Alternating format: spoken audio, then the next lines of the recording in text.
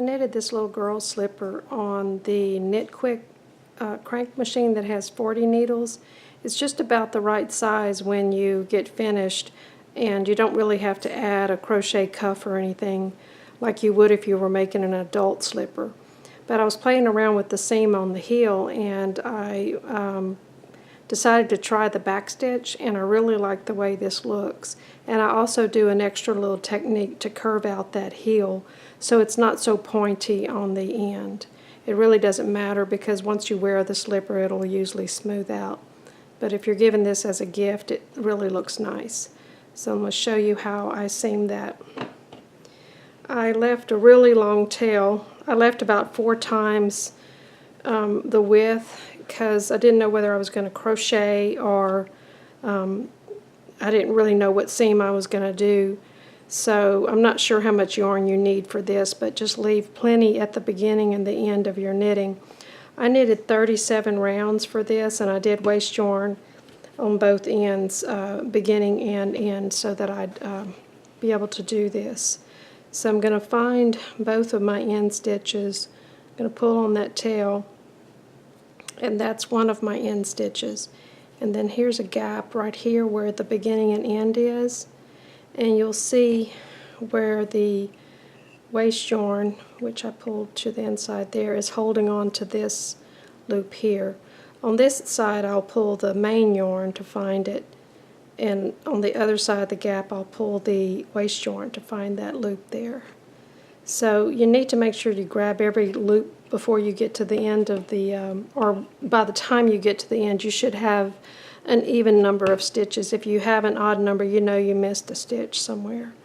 So go ahead and locate your stitches and make sure you have all 40 needles accounted for, or 46 if you're on the Addi. So here's my tail. I'm going to go through the front stitch and straight through to the back stitch. So that's my first pair.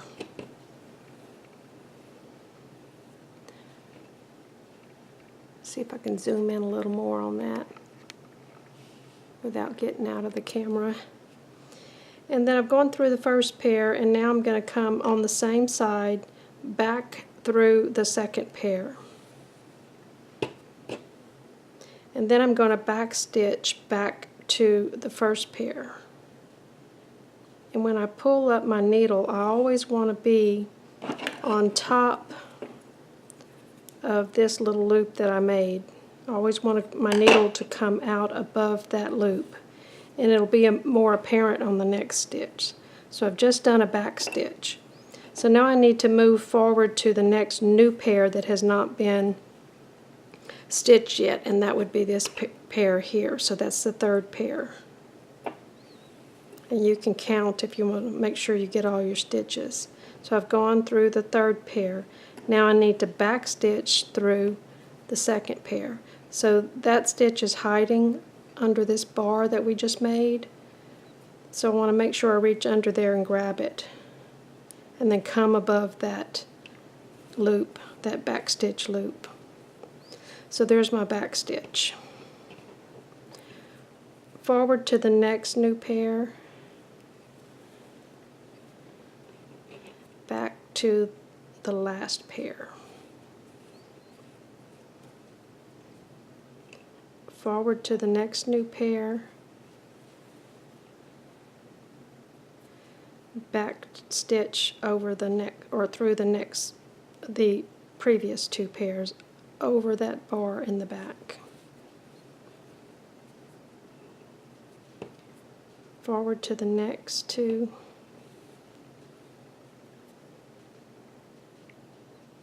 and then back stitch. Forward to the next new pair, and then back stitch. So I'm going to continue till I get to close to the end, and then I'll come back. I've got 2 pair left, so I didn't end up with an odd number, so I know I've gotten all of my stitches. So I'm going to continue to the next 2 pairs, back stitch there, through the last pair, and then back stitch, and then I'll go through the last pair one more time. I'm not going to cut that tail because I have to seam up the back heel. And if I were using this end as the toe, I would be using this to seam up the top of the foot. So let me get my waist yarn removed and then I'll come back. Okay, now the waist yarn is off and you can see these nice little holes that we can seam the back heel with, and there's sort of these little double loops going on the top. So I'm going to fold my heel and I need to sew all the way to that corner right there. So I'm going to grab the first loop on this other side, the first set of loops, and pass all the way through back where my tail is. That's my first pair. And then I'm going to come in through on the same side through the next new pair just like we did before. And now I'm going to back stitch through that first pair again. And I want to always make sure I'm not grabbing that loop in the back. We always want to come out on top of it. So now I need to go through the next new pair, and I'm always peeking to make sure I know where I am. And make sure you're going through those little double loops at the top, and then you'll have a nice seam on the other side. So that's my next new pair. I'm going to go back stitch through my last old pair, going over that little bar right there, not under it. You should have only 2 loops on the needle on this back side. Forward to the next new pair.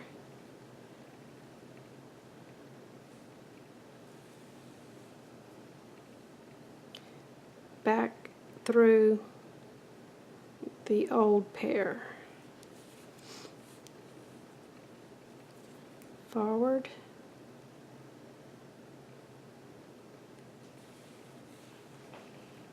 Back.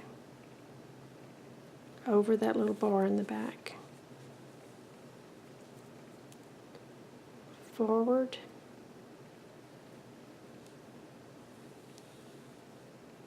Mosquito trying to get his supper.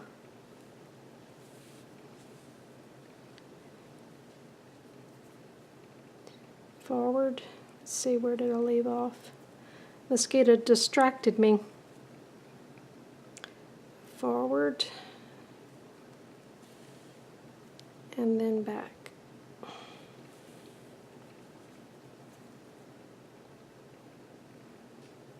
Forward. Back.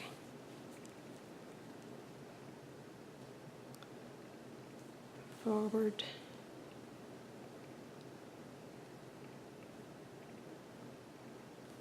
Back.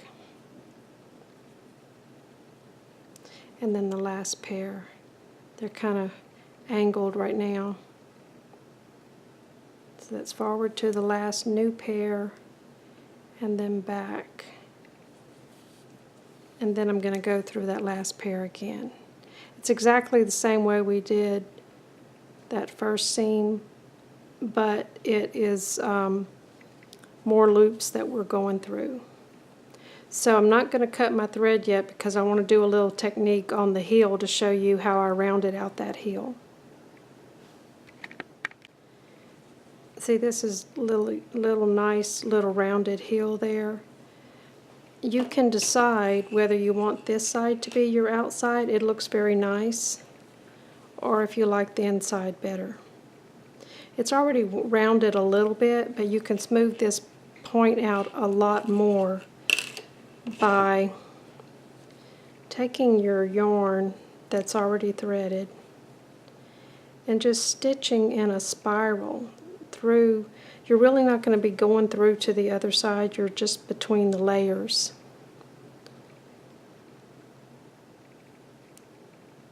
Try not to split any yarns.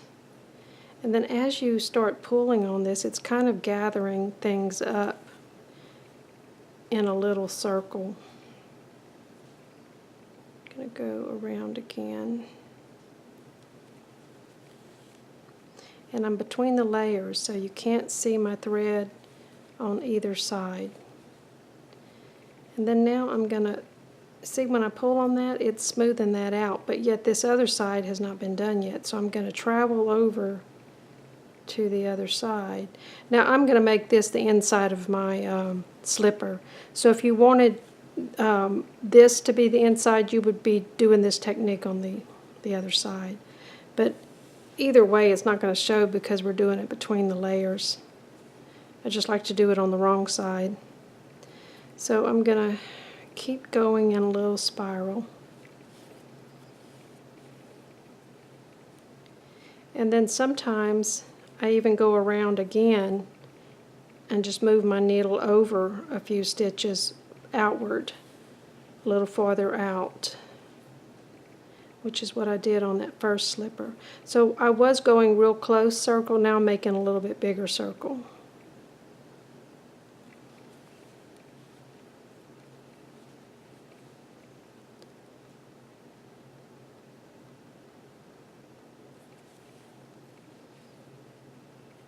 And I'm pushing, scrunching things down with my thumb while I'm pulling on that, shaping it the way I want it. And then I'm going to travel back to the other side.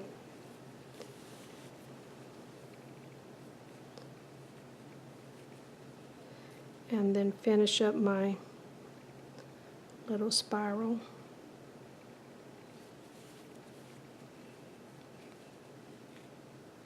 And then now I can weave in my ends and hide the tail, because this is the inside of the slipper.